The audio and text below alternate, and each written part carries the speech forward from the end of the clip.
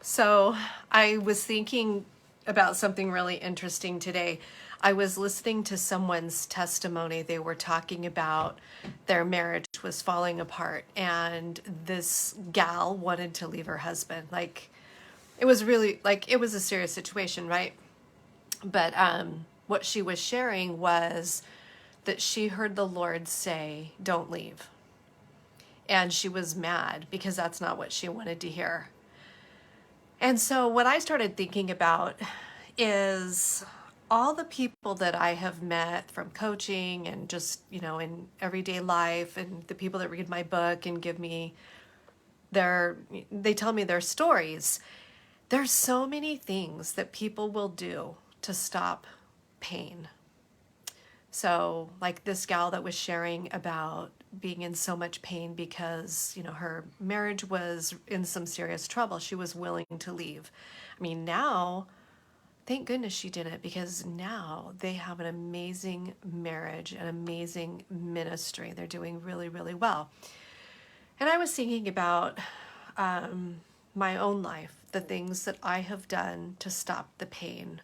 So I wanted to propose to you, what would you do to stop serious pain in your life?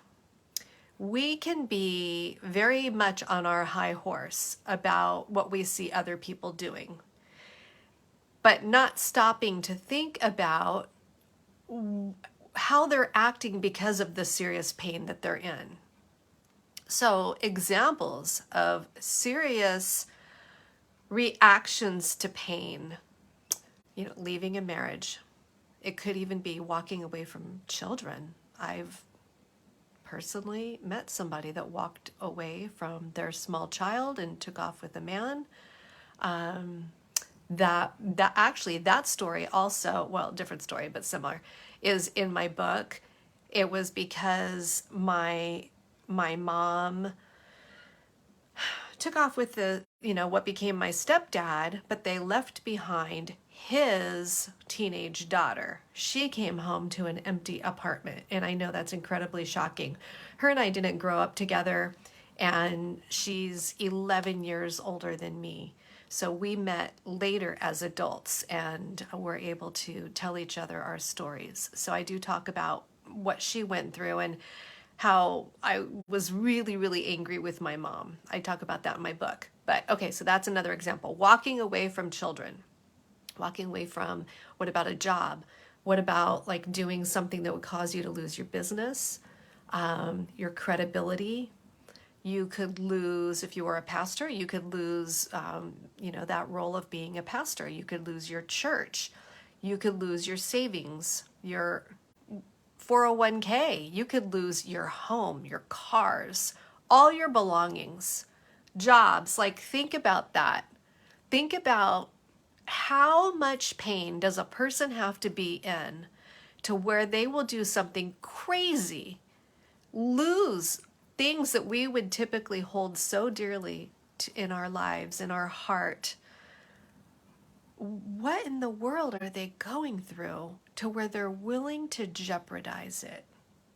That's a pretty deep question, but I wanted to share that with you because there are probably people that are going to see this video that are at a crossroads, right? You are at the crossroads. If I make this decision, I could lose everything. If I make this decision, I'm going to have to learn how to manage my pain.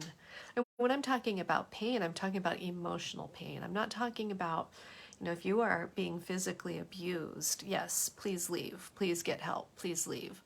But I'm talking about like the emotional pain of feeling unseen, unheard, unimportant. There's just like so many things that cause us to feel unworthy, unwanted, unloved. And I'm going to be going into a lot of this type of thing in my course that's coming out next month, Kingdom Confidence, because you are not called to a place of brokenness. You are not. That is not what God has for you. So I wanted to share this with you and encourage you that if you are at a crossroads, to think very, very carefully about the decisions that you're about to make. And I would love to hear your feedback on this topic.